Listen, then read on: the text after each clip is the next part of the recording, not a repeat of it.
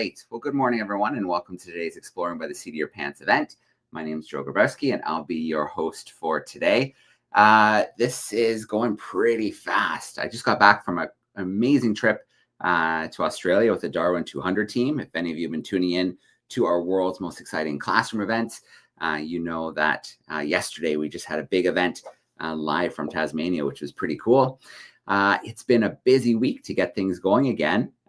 This week on Wednesday was Call to Earth Day with CNN. So they were showcasing stories of scientists and explorers and conservationists from around the world on their channel and on their website. And we thought it'd be fun to team up with them this week and share some exciting stories with classrooms, give classrooms a chance to meet some of those scientists, some of those conservationists who are documenting our changing planet, as well as looking for solutions. So that's what we've been up to this week. I can't believe it's Friday already. I think we had about 15 live events this week, so it was pretty busy. Next week, you have a few more events. You can check them out at exploringbytheseat.com, and then we will be taking a little break for the holidays before we come back with more live events come January. So who are we going to spend a little time with today? We're going to spend a little time with my friend Cam Reyes today. She's a community organizer and conservationist based in Palawan Island in the Philippines. So she's the co-executive director and co-founder of the environmental NGO Center for Sustainability, PH. So she and her team spearheaded the declaration of Cleopatra's Needle critical habitat, protecting over 41,000 hectares of some of the Philippines' last remaining primary forest. This is an incredibly rich area in biodiversity of plants and animals. So it's so important that this area is protected for future generations. And so her work is really driven by her belief that if you connect communities with their surrounding environments, we can find sustainable solutions to our planet's greatest environmental challenges. So I'm going to bring KM in here live with me right now. Hey, KM, how you doing today? Good. Hello. All right. Well, it is so good to see you. It's been a while since we've connected. Sometimes we catch you in the Philippines, sometimes in Australia. Today, I think we're catching you in London in the UK. So you're a busy person. Yes, lots of traveling when you're a conservationist. It's not just enough to protect what's in your backyard, but also spread the word and tell lots of different people about the work as well. So I've been in London for the past week with National Geographic, with fellow explorers like yourself. I know you're also an explorer. And we've been coming up with lots of different ideas for how we can make our conservation projects on the ground in our backyards even better. So lots of ideas sharing for how we can do a better job. All right. Very cool. Well, KM, I think it's time we let you take over for a little bit. You can take us into some of the work you're doing, the amazing places you get to visit, and then we'll let our classrooms take over with some Q&A for the rest of our hangout today. Okay, sounds great. Thank you so much. I'm going to jump now onto my PowerPoint. And can you see the whole shebang? The whole screen? It is loaded. It looks good. I think we're ready. Okay, perfect. Well, yeah, I'll get started straight away. So I'm KM Reyes. I am a National Geographic explorer and the executive director of a very small grassroots organization in the Philippines called the Center for Sustainability, PH. And today I'm going to be highlighting the power of our youth as a youth organization and our work to protect the Philippines' last biodiversity frontier. So where is the last biodiversity frontier, you might ask? And I will be sharing that with you in a little bit if you just hold on. So to start, I want to talk a little bit about the Philippines as a country. It's a country in Southeast Asia. So it's on the other side of the Pacific Ocean if you're in the US. And it's one of 17 mega biodiverse countries in the world. So we have this catalog that all of these scientists have put together, and they've identified which are the most diverse countries on the planet. And that means which are the countries that have the most diversity of fauna and flora, or plants and animals. And the Philippines is very lucky because we've been identified as one of only 17 of these mega biodiverse countries. And so the Philippines originally was covered 95% in pristine rainforests. So if you can imagine all of our country looked like this, all of this incredible foliage and green and trees. And you can imagine that there was lots and lots of different plants and wildlife living inside of that as well. So just to give you a little idea of some of the crazy critters and wildlife that we see in these forests, we have the Palawan monitor lizard, and this is a really, really big lizard that has this incredible tongue that can reach out and grab the different things that it wants to eat. And it reaches over about 7 foot. So bigger than a basketball player, very, very big. We also have the Philippine tarsier, which has really, really big eyes, but actually it's really small. And these are unfortunately near threatened, but they're just the most gorgeous little animals that we have in the Philippines. We also have the Palawan horned frog. So this is really special. As you can see here above the eyes, you have these horns that are protecting it. And that actually comes from evolution, and they've been around since the dinosaur times. So the horns are something that they've been developing for a very, very long time. And this is some more. You can get a really good close-up of how incredible this species is. We also have the Philippine pangolin, which you might have already heard of. And it's a really special animal. It's an anteater and also a mammal. And it has these incredible scales. So you can see here the scales, which are really, really rich in keratin. So the same mineral that makes our nails strong and our hair strong and our teeth really strong. That's all that they're made of. So they're really, really special. And when they're very peace-loving animals, so when they get a little bit scared, as you can see here in this photo, they roll up into a little ball.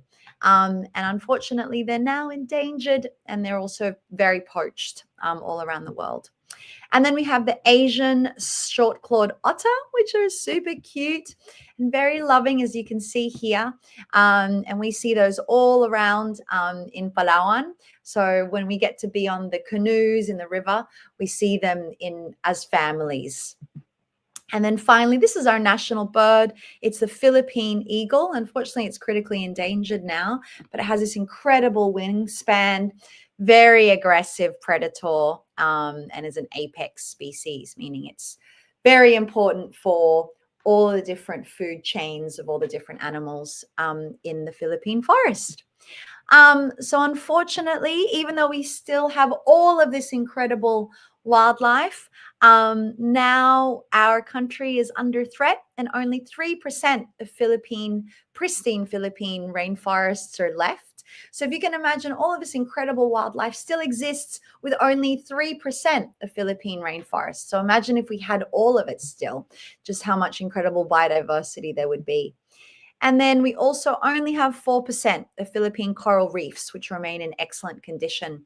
So the Philippines, besides being a mega biodiverse country, is also part of what's known as the Pacific Coral Triangle, which means that we have the most incredible coral biodiversity in the world. And it's all concentrated in this little area that's made up of the Philippines, Indonesia, and Malaysia. But yeah, even though we are so diverse, only 4% of it is left, unfortunately, in the Philippines. And so we were a group of friends here that you can see. I'm going to explain to them a little bit more in a little bit. But we grew up seeing all of these changes. So from having incredible rainforests and incredible coral reefs, we started seeing that all of these incredible places that we love to be in nature was starting to slowly get destroyed. And so we got together and we thought, we're going to do something about it. So very briefly, just introducing our team here. So this is me, I'm KM, Jessa, Solomon, Robert, Aubrey, and the baby of our group, Otaniel.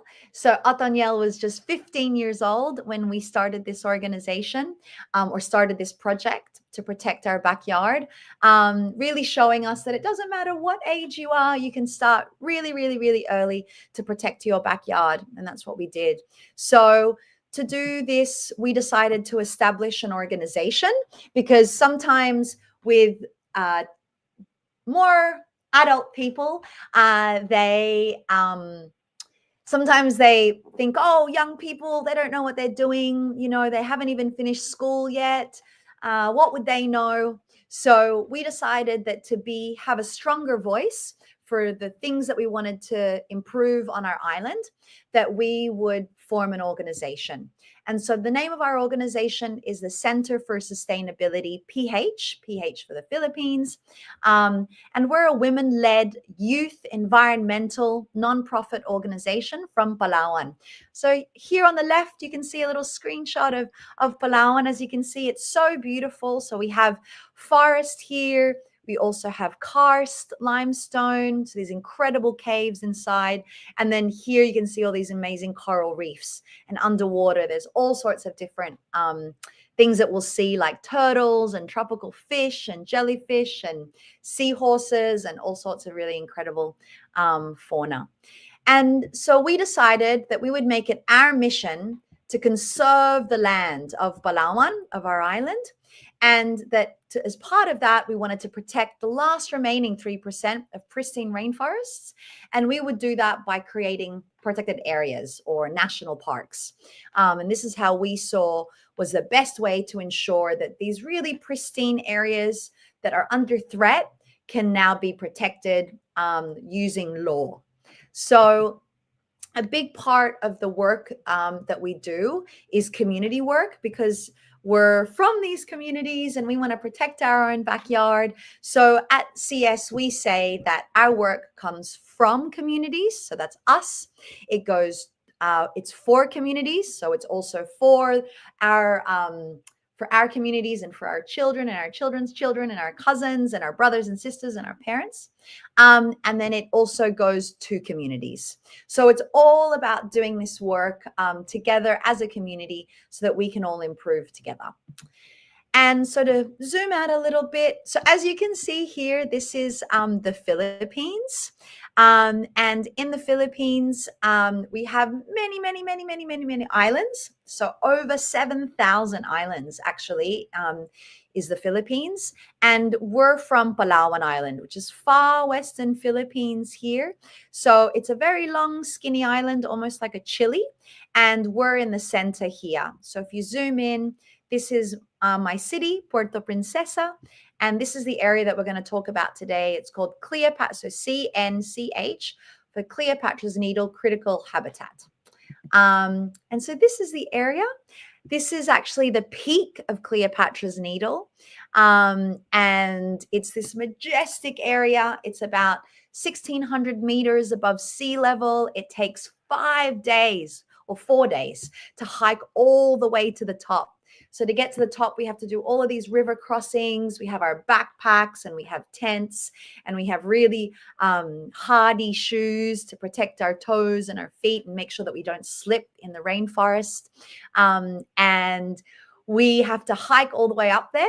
So it takes about, 4 days, 100 river crossings, and it's all kinds of different kind of hiking. So sometimes we're crossing rivers, sometimes we're jumping over rocks, sometimes we have to do a little bit of rock climbing and scrambling because this is really dense forest. So it's very dark inside of the forest.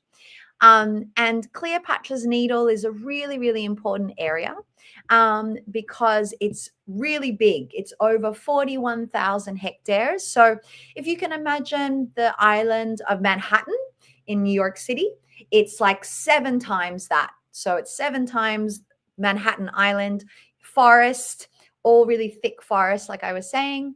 And it's all full of different kinds of fauna and flora. Specifically, with the research that we've conducted, we were able to show that we have 61 species that are endemic to Palawan.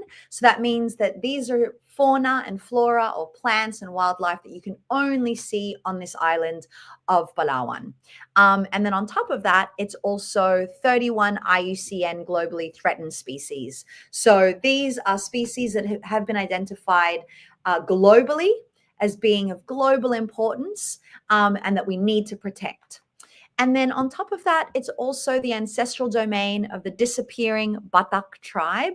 So we have a very, very small tribe that live in this area, and they've lived in this area since time immemorial, meaning that we can't even remember when they weren't living there, because they've been living there for hundreds of thousands of years. And there's only about 200 members left. So they're a peace-loving tribe.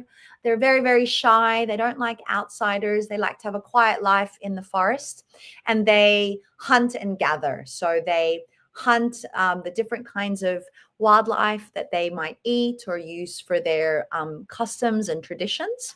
And then they also gather like different kinds of plants, and they might eat the plants, or they use it as medicine. Sometimes if they might have like an allergy, they'll get the leaves and they'll crush them, and then they'll create like a balm for their skin.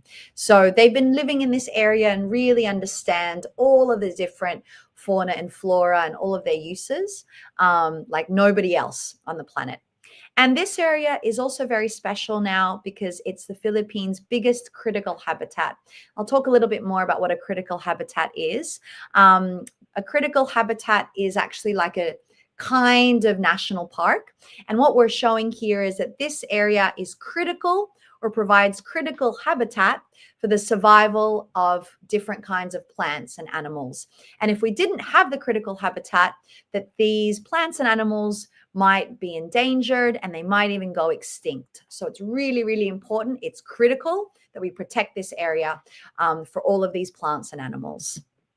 And so now I want to talk a little bit about how we establish a national park. And this is also a roadmap for other people that might be interested in protecting their own backyard and want to understand, oh, I have a piece of forest, or I have an incredible piece of sea right in my backyard that I want to protect. And how do we do it? So in the Philippines, we have a law that tells us how to do it, but it's actually something that you'll see in lots of different countries. So it's not just in the Philippines that it works like this. It's often like this for lots of different places. So yeah, this is like a good roadmap for anyone who might be interested in doing it themselves. But the very first step when you're interested in protecting an area is to organize your local communities. So who are the communities that are living in and around the area that you want to protect, and why is it important? We want to speak to them about, why we want to protect it. Are they interested in protecting it? Why is the area valuable? So when we do community organizing, we have lots of meetings. So here you'll see my colleague Jessa. She's leading a meeting with one of our tribal chieftains. So he's also Indigenous. And what was very special about the work that we do at CS is that in the Philippines, and this isn't everywhere, but specifically in the Philippines, you have many men and boys that lead the decision making. So us girls had to be extra strong and extra outspoken to make sure that the boys and the men were listening to us, even though we might be very little young women, that we had something to say and we wanted to make sure that we were heard. So this is an example of some of the community organizing that we do. So as you can see here, it's at nighttime. We're having a meeting with the Indigenous community, and we're doing it at night because this is when the community has more time to think about this kind of serious protection idea. So during the day, as I said before, they're busy hunting and gathering. So it's really at night that we get to have these meetings, and we're trying to build trust with them, understand if they're really interested, and see kind of, like what are their concerns, whether they are interested and whether they like the idea of protecting the area. Sometimes they're not, and we have to be very sensitive to what they want to do because it's not just our backyard, but it's also their backyard. So we need to make sure that everybody is on board for wanting to protect the area.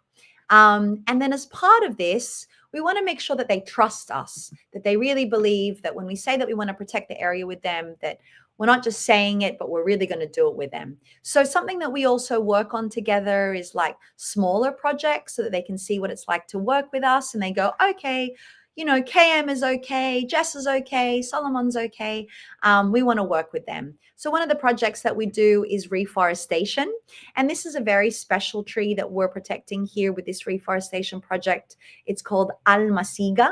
and it creates a resin that is very important for the livelihood of the indigenous peoples. And because sometimes the communities are over harvesting the resin, it actually makes the tree very sick. So then we have to make sure that we're actually replenishing the tree. And so to do that, we created this reforestation project. So just so you can see here on the left, one of our community partners is actually climbing the tree all the way to the top. It's like 60 or 70 meters to collect seeds.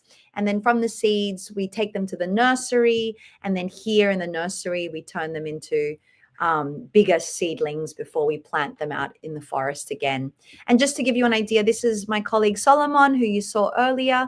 And here he's doing a safety training. So when our community members are climbing the trees, we're not just climbing the trees without any ropes or anything. It's very much with safety ropes and using all sorts of equipment like harnesses and so on. So after we do the community organizing, then we get to do the really fun bit, which is the research. So with this, we need to prove that the area has all of this important plants and animals that we want to protect. So I said earlier that we had 61 Palawan endemic species and 31 globally threatened species. But how did we know this? It was because we did research. And so here you see my colleague, Solomon. He is doing some research with some of our fruit bats, because we have lots and lots of fruit bats in this area. And so to do these research expeditions, we have to go out into the forest with all of our equipment. So you can see here, one of our community partners is carrying a big saucepan so that we can cook food in the forest for all of the people that are attending the expedition. So we have like scientists and different kinds of researchers specializing in all the different kinds of animals. So like frogs and herps and snakes and lizards. And then we have mammals. So like bear cats and pangolins, and we've got the Palawan leopard cat. So trying to find out more information about our mammals. We have the same thing for birds, for insects, for plants. So we all have sorts of experts coming in. And then we go out into the field and we actually try and catalog what we see. So here we're seeing our community members going out, trying to find proof. This is our birding group. So they start very early in the morning, and they're checking out all of the different birds that we see in the area. Here we have our scientist, Nikki, and she's handling here a very poisonous snake, but she's doing it very safely because she's been doing it for a long time. She knows what she's doing. And with the herps, so you saw earlier with the birds that they start very early in the morning at like 3 a.m. because that's when the birds are most active. But for herps, or herpetofauna like snakes and lizards and frogs, they're very active at night. So here you can see us looking for different kinds of herps very late at night, at like midnight, like past bedtime, past dinner, looking for animals when they're really active. And then after we do all of the scientific research, and we've got so now we've got proof that the area is really special. And we also have the support of the communities. They're on board. They've given their consent. Then the last piece is that we have to do the lobbying. So this is where we speak to our decision makers. So politicians, different kinds of decision makers at the environment and at the presidential level that can be the ones to sign the law saying, yes, this area is really important.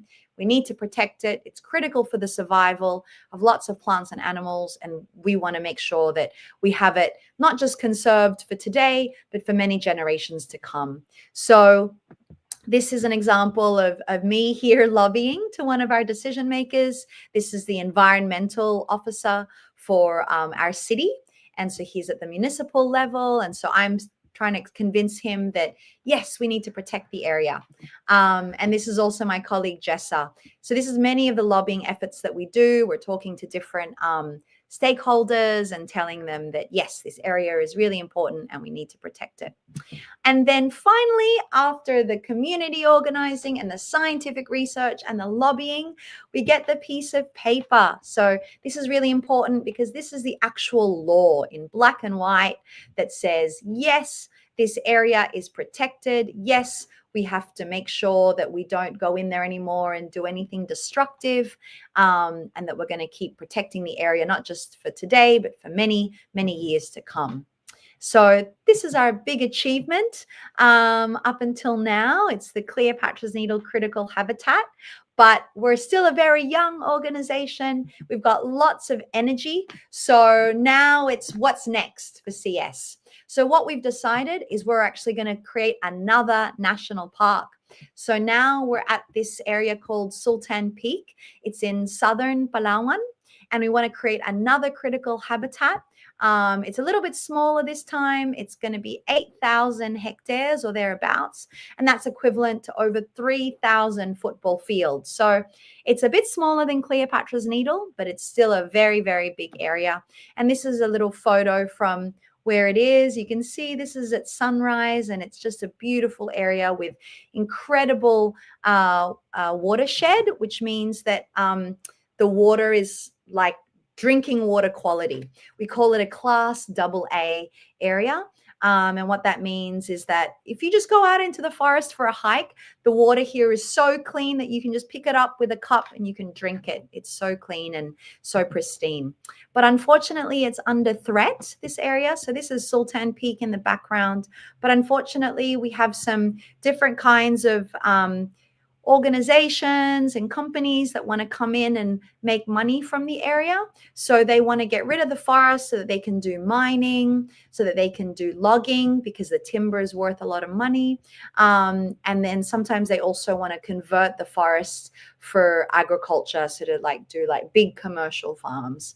And so we're really working hard in partnership with them, and also trying to convince them that they should not destroy this area, because if we destroy it, then we will no longer have this incredible pristine rainforest with all of these plants and wildlife and animals that need to be protected and want a home as well, besides these different companies. So our mission in Palawan, like our long-term mission, is actually to protect all of the key biodiversity areas of Palawan. So right now, what we've done is here in central Palawan. So it's number 63. It's a key biodiversity area. This is where Cleopatra's Needle is. And now what we're targeting is number 64, down south of Palawan. And when we say key biodiversity area, it means that this is an area that's been identified for being really, really, really special for biodiversity. It's an area that if we don't protect it, that biodiversity will disappear and we won't be able to see it anywhere else in the world. And so right now we've protected 41,000 hectares, but we have a goal to protect all of the 330,000 hectares that make up the key biodiversity areas of Palawan. So all the green areas here. And yeah, that's all the work that we're doing at the moment. Luckily, we're a very young organization, so we've still got lots of energy, and we're very lucky that we have lots of support from lots of different organizations and schools and volunteers and students that join us as well. So it's not just us, but a whole group of people that are helping us protect our backyard, and we're very, very grateful for that. So yeah, I'll leave it there for now. All right, KM, very cool. It's great work that you and your organization are doing. And it's really is proof that when you activate the community, even though it is a small, young organization, that big things can happen. And you've already had big success. And I have no doubt that using the same method that worked the first time, you'll be able to protect more areas of that incredible biodiversity that you have on the island there. It seems like a very special place. You're lucky to be able to work there, to call it your office some days. Definitely. Yeah. And I've called in sometimes from my office, and I've been and I have been in the thick of the forest. So yeah, very, very cool. Well, let's get to some Q&A action before we say goodbye for today. And the first question that came in, I think, is a really good one. This one came in via the YouTube chat. Can you just talk a little bit more about what it means to you to be a conservationist? How do you define that? Yeah, that's a great question. Thank you for that. So for me to be what it means for me to be a conservationist is, number one, I see that my my role is to protect not just planet, but also people. So it's not just conserving our plants and animals, but also conserving it for all of us to enjoy. And so what that means is that I get to work with lots of different people, as you saw, and I get to travel the world and see lots of really beautiful places. But ultimately, what I love about being a conservationist is that I get to be out in nature, and I not only get to appreciate and enjoy these areas. Some of those pictures that I showed you in the river, I'm like always jumping in with all of my field gear and like getting in there and having lots of fun, also really enjoying the area.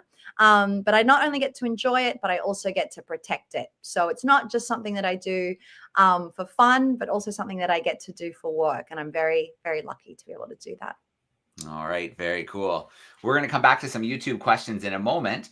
But before we do, I want to visit. We have a really cool classroom in South Carolina hanging out backstage from Lambs Elementary. So I want to bring them in. Morning, third graders. How are we doing today? Good. Excellent. I'm wondering if you might have some questions there for KM about the cool work she gets to do. Who has a question? No? Nobody? My third graders are far more shy than my fourth and fifth graders. That's okay. Why don't I do a few more questions from YouTube, and then I can come back your way. And Ms. Gibson, you could also just send me a message in the chat if you want me to come back if they think of a couple questions. Okay. Thank you. Perfect. All right, let's swing back to YouTube and grab a few more questions from there. So the first one here, you showed us some really cool pictures of some of the biodiversity. So Claire is wondering what your favorite animal or plant is in Cleopatra's Needle. So, well, my favorite plant is the cycad. So it's spelt Cycad. And if you have an opportunity, I encourage you to Google it. And the cycad is actually the oldest seed-bearing plant in the world. And if you look at dinosaur photos, you'll see, or like dinosaur illustrations, there's always plants in the background. And those plants are actually cycads. So they're known as dinosaur plants. And we're very lucky in Palawan. We still have many, many cycad species. And they've been around since the dinosaur times. They're very, very slow growing. And I just really like them because they're very patient. They're very beautiful. They're like a palm. And they're also under threat. People don't realize that they're so valuable. So you'll often see them decoratively as plants, like in rich homes and so on. And because people don't realize that actually they're very exotic and they're very special. So that's my favorite plant. And then my favorite, the wildlife that's most special to me is what's called a Sicilian. I'm not sure if you're familiar with a Sicilian, but it's an amphibian, but it has no legs or any arms or any eyes, or it has eyes, but they're like very, very, very, very, very small. So it almost looks like a worm.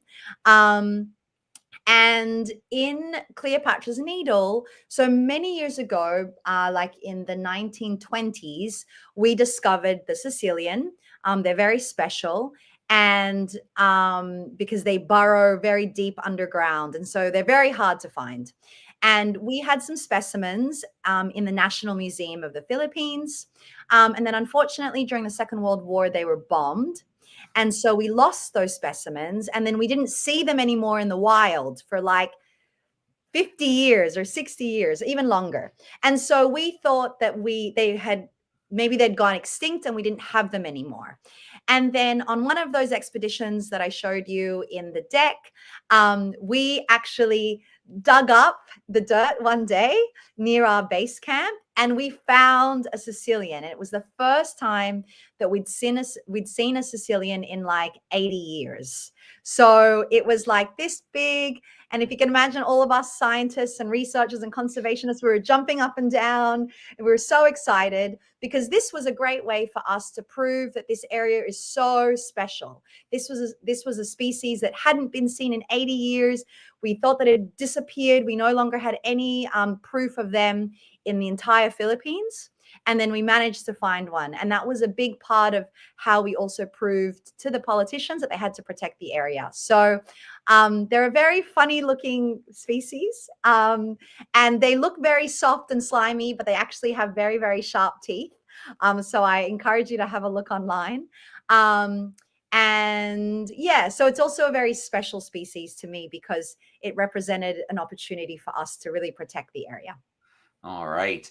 Well, I'm going to share my screen really quickly here so we can see a few Google images here so you can see what these look like. So when we think of amphibians, we usually think of frogs, but these guys are definitely part. Let me click on a couple of pictures here and make them a little bit bigger. So there's a nice look there, no legs. And you can see that the eyes are really, really, really, really small because they don't need eyes because they're always underground. So very cool. All right, let's come back from that screen share. Our third graders are flagging me down. They have some questions now, so I'm going to come back to our crew. Raise your hand if you have a question. Oh man, lots of questions since we left. What is the smallest animal you have ever seen? Oh, that's a great question. Well, honestly, I think the smallest that I've ever seen are the insects that bite me when I'm in the field and I'm sleeping in my tent or sleeping in my hammock in between two trees, and then I wake up in the middle of the night and something has bitten me and I don't know what it is, but I have a big bump. So insects are usually the smallest, and sometimes they're so small that on expedition we even get our scientists to bring microscopes, and then we can't even see them with the naked eye. We have to go all the way in. But insects are certainly the smallest, but also some of the most important species that we have because they're the building blocks. Birds love to eat them, and amphibians love to eat them. So yeah, the insects are the smallest, and some of them I could only see them with a microscope. That's a good question. Go ahead, Griffin, loud. So how many types of species of animals are there? Well, specifically at Cleopatra's Needle, we actually don't even know how many species there are. We're constantly doing research, so we have new scientists and students going in all the time making discoveries to science. So if ever you're interested, maybe one day when you're much older, you're also welcome to join us at Cleopatra's Needle and start foraging and having a look to see if you can find some species. But what's really special about this area, and also very urgent, is that we're so far away from everywhere else. We're so remote that we need lots of researchers to come and help us figure out how many there are. But the last list that I made of all of the species, we had about 350 species on our list. Okay, very cool. You have one or two there before we go back to YouTube for a bit. Reach loud. How do you like the Philippines? I love the Philippines. I'm very lucky. The Philippines, so that's where my parents are from. And the Philippines is full of nature. So not just forests, but also coral reefs. So if you like to adventure, you can go hiking, and then you can also go snorkeling and diving. And we have so many different kinds of plants and animals, both above ground and underwater. But something that's also very special about the Philippines is that it's very, very, very hot. Can I ask, at Lambs Elementary, it looks like you've got jumpers. Is it hot or cold in Lambs Elementary today? Well, It's pretty cold today. We don't typically get the temperatures that we have today until like the end of January. We are having a very interesting winter. It was like 30 degrees this morning when I came to school at 7 a.m. Okay. So if you can imagine, in the Philippines, we never have cold weather. It's never 30 degrees. It's always very, very hot summer all the time. So the Philippines is a tropical country and it's always hot. And the only place where you see cold is on the top of the mountain. So when you climb to the top of Cleopatra Needle, then maybe it's 30 degrees. You have to wear a hoodie and a jacket. All right, let's grab one more, and then I want to finish up with another question or two from YouTube. There, Ava Marie. Zena, ask a question. What do the animals eat? Oh, well, that's a great question, actually. So animals create a food chain. So actually, all of the animals, how do I explain it? So we start with insects that I spoke about earlier, and birds eat the insects. But then on top of the birds, we have mammals, or we have bigger birds, and they also eat the other birds. We have lizards and snakes. They also eat the smaller birds. They also eat the mammals, like we have squirrels, and we have different kinds of cats, like wild cats. So depending on which animal you're looking at, they like to eat different things. So birds like to eat insects. Snakes love to eat anything, like they like to eat other frogs. They like to eat other mammals, like other furry animals, like wild rats and fruit bats and other birds. So it's a real mix. Inside of the jungle, it's very much dog eat dog. All the different animals are eating each other. And that's the circle of life. And that's how we make sure that all of the different species are in harmony and they have enough predators to make sure that they don't take over the forest and that it's all very balanced. So when we have a healthy rainforest, there's a good balance of different animals being able to eat each other. Yes. All right, we got you back. Yeah, I just tucked you away because there's a little echo. Okay. Did you have a, go ahead, Kai. What's your favorite animal that you've seen? Oh, if you were listening earlier, I mentioned the Sicilian, and Joe, he also pulled up a photo of it. But honestly, I love all of the different animals of Cleopatra's Needle. All of them are really important. We can't lose a single species, because even if we lose one single species, it'll totally change the food web and that cycle of eating that I was talking about earlier. So the Sicilian is definitely a special one for me, but honestly, I want all of our species to thrive at Cleopatra's Needle. All right, very cool. Well, third graders, give us a big wave. Thank you for those amazing questions today.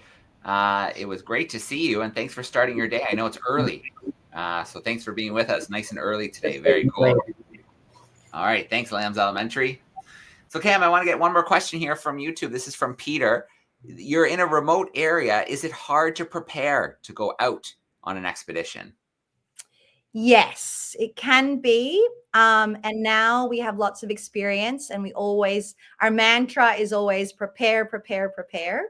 But we've definitely had times where we've been very, very deep in the forest, and then all of a sudden we realize that we forgot something down at the bottom, or we forgot something in the office. So one of the most challenging things about our work, specifically in Palawan, is that because we are so remote and we're so far flung from the other areas, we often can't find the equipment that we need. So often we have to fly to Manila, to the capital city, to buy the equipment that we need, or sometimes we have to get it shipped, or sometimes when people come to visit us, we'll ask them to bring very special equipment. So we have to be very creative and resourceful about, making do with what we have in order to create solutions in the forest to do the research that we need to do. All right. Well, KM, we have to say goodbye for today. It's been so great to catch up with you in London, hear a little bit more about the work you've been doing and then the future progress. So what you're hoping to do and expand the already really great work. So thank you so much for letting us steal a bit of your time today, KM. No worries. Thank you for having me as always. And yeah, more Right. Very cool. Thanks, everyone. We're going to sign off for today. Our next event is actually in about 10 minutes, and we're sticking with the UK. We're heading to Eden Project in Cornwall, where they have the largest indoor rainforest. So we're going to take a little exploration of that rainforest. Our third graders are asking if they can join that. Absolutely. I will send you a link to that right after we sign off here. Cam, it was so great to have you. And I can't wait to reconnect. So we'll say goodbye for now. But hopefully we'll see you soon. Sounds good. Take care. All right. Thanks, Cam. Thanks, everyone.